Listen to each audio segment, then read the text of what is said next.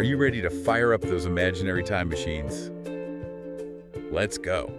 This deep dive is taking us all the way back to ancient Egypt. A classic for a reason, right? You got it. We're talking about those stone giants, the Pyramids of Giza. I mean, have you ever seen these things? They're huge EE. Yeah, pictures don't really do them justice. It's one thing to see them in photos and documentaries, but to actually stand in their shadow, that's when it really hits you, how massive and awe-inspiring they truly are. Totally. I mean, everyone stacked blocks as a kid, right? And thought, yeah, I'm an architect. But imagine doing that, except each block weighs more than your car. And you're not just building a tower in your living room, you're creating a monument that's supposed to last for, well, eternity. No pressure, right? Okay, so try to imagine this. You're an ancient Egyptian farmer just going about your business. The Nile just flooded your fields, which, silver lining, means it's pyramid time. Because, of course, when the Nile floods, you can't farm your fields. Exactly. It's not like you're going to be just sitting around at home. Right, time to get to work on the pharaoh's pyramid. But here's the thing. This wasn't like being dragged off in chains.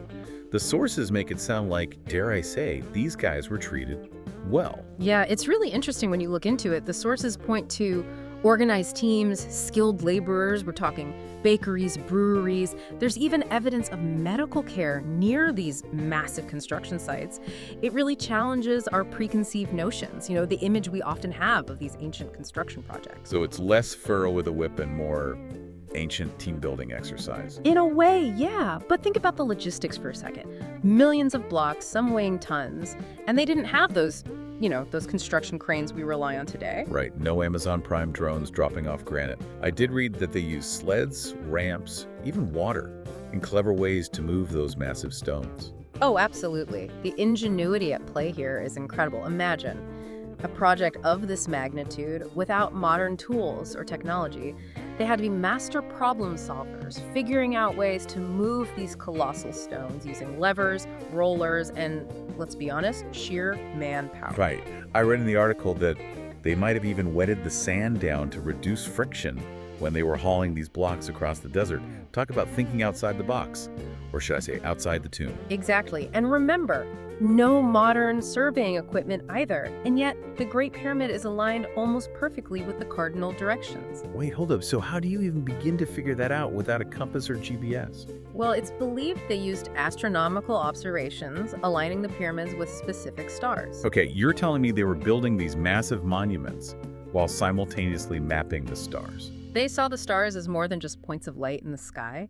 They believed the stars held the keys to the afterlife, and you can see that belief reflected in how they oriented the pyramids. So it wasn't just about, creating an impressive tomb. It was about ensuring the pharaoh's soul could make its way to the afterlife. Precisely. The pyramids weren't just tombs, they were meant to be houses of eternity. Their orientation to the heavens was crucial for the pharaoh's journey to the afterlife. It's like they created this giant GPS system for the afterlife. But instead of satellites, they used, stars.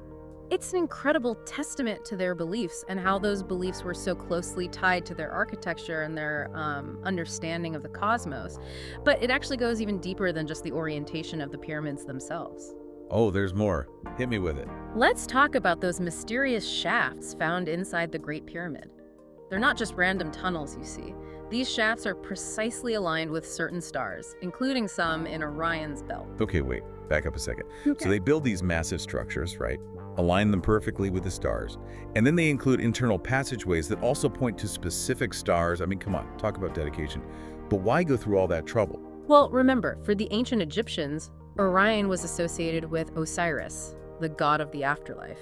They believed those shafts acted as conduits, allowing the pharaoh's soul to ascend to the heavens and join the stars. So it's like cosmic ventilation shafts for the soul? I'm picturing a pharaoh's soul just hitching a ride on a beam of starlight straight to the VIP lounge in the afterlife. A very creative analogy, I like it. Right. But it highlights just how important those celestial alignments were to their beliefs. And honestly, it makes you wonder what else might be hidden within these structures. I mean, both literally and figuratively. You mean like secret chambers Yeah. and lost knowledge? Yeah. Because that's the stuff that legends are made of. Exactly. Now, we know that most of the pyramid's treasures were looted long ago, but there are still chambers within the Great Pyramid that remain a complete mystery. And what's really exciting is that new technologies are constantly emerging, allowing us to peer deeper into these structures than ever before. So you're saying there's a chance, however small, that we might one day find a hidden library beneath the sands, filled with scrolls revealing all the secrets of pyramid construction, or even, like, ancient Egyptian philosophy. It's a possibility, however remote. But honestly, even if we don't find a lost library, every new discovery, whether it's a hidden chamber, a new inscription, or even just a simple tool left behind by a worker, it adds another piece to the puzzle of understanding these enigmatic structures. It's like they're still speaking to us, across millennia. In a way, they are. But the pyramids aren't just about grand mysteries and hidden chambers, There's an incredible level of artistry and symbolism woven into every aspect of their design. From the grand scale down to the smallest detail. Oh, right. We were so busy geeking out over astronomical alignments and hidden passages, we almost forgot about the art. It's easy to get overwhelmed by the sheer size of the pyramids, I think. But when you actually take a closer look, you'll find these incredibly intricate carvings, detailed reliefs, and hieroglyphics covering the walls of the chambers and passageways. And they're not just decorations, they tell stories. Stories about the pharaohs. Like about their reign, their journey to the afterlife. Exactly, and stories about their gods, their beliefs, their everyday lives. It's a window into a civilization that thrived thousands of years ago. Oh man, imagine the stories those walls could tell if they could actually talk. And then, of course, there's the Sphinx, standing guard over the Giza plateau, like a mythical guardian just sort of frozen in time. Okay, we can't talk about the pyramids without giving a shout out to the Sphinx. But why a lion with a human head? What's the story there? Well, in ancient Egypt, lions were seen as powerful protectors. So the Sphinx, with its imposing presence, it was likely meant to serve as a symbolic guardian for the entire pyramid complex, warding off evil and ensuring the pharaoh's safe passage to the afterlife. Talk about heavy-duty security.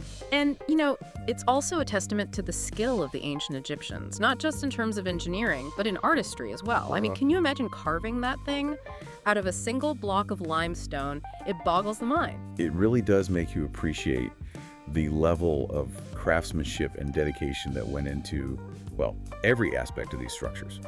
But I have to ask, amidst all this awe and wonder, there are still some, let's say, controversies surrounding the pyramids, right? There are, and they touch upon some really fundamental questions about power, labor, and even just like the interpretation of history. Okay, so spill the tea.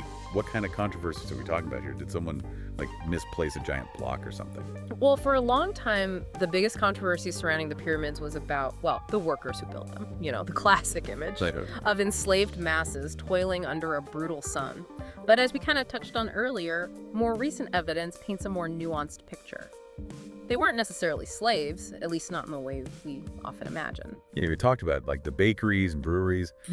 It honestly sounded more like, a bustling community than a forced labor camp. Right. It's more likely they were skilled laborers, drawn from all over Egypt, working for this common purpose. Imagine they probably felt a sense of pride, being part of something so monumental, something that would outlive them all. Can you imagine the stories they must have shared? So less about suffering for a pharaoh and more about contributing to something, bigger than themselves. I think so, yeah.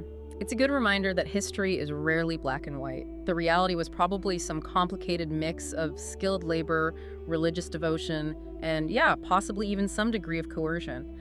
And unraveling those nuances, that's part of what makes studying the pyramids so fascinating, isn't it? It's like trying to solve this puzzle, but the pieces are scattered across, like millennia. So what other controversies are swirling around these stone giants? Well, another big one centers around what might still be hidden inside the pyramids. We've explored chambers, mapped passageways, but some people believe there's still more to uncover. Wait, really? But haven't we, scanned these things with every piece of high-tech equipment we have? True, but you have to remember, we're talking about absolutely massive structures here, built over thousands of years. And technology, it's always evolving. There might be cavities, chambers, maybe even entire underground structures we haven't even dreamed of. Okay, now you're just messing with me. So there's a chance, however small, that we might one day stumble upon a hidden passage That leads to what? A secret chamber with ancient texts, a lost city beneath the sands. What? Who knows? That's the beauty of it, right? The pyramids still hold secrets. They're whispering these tales of a civilization long gone, and I think, in a way, they're urging us to look closer, dig deeper, and never stop asking questions. It's like they're challenging us to unravel their mysteries. So after this deep dive into, well, the world of pyramids, what's the biggest takeaway you hope listeners walk away with? For me, it's that the Pyramids of Giza, they're more than just piles of stone. They're testaments to human ingenuity, ambition, and the power of belief. And these incredible structures, they were built by real people, people who lived, breathed, and reached for the stars in their own way. And today, they stand not just as tombs for the pharaohs, but as monuments to the human spirit, reminding us that even the most ambitious dreams, well, they can be realized with enough will, ingenuity, and maybe, just maybe, a little help from the cosmos. Beautifully said. So the next time you see a picture of those majestic pyramids, just remember, they're more than just ancient wonders. They're puzzles waiting to be solved, stories waiting to be told, and maybe most importantly, they're invitations to never stop exploring the mysteries of our world, past, present, and future. Thanks for listening.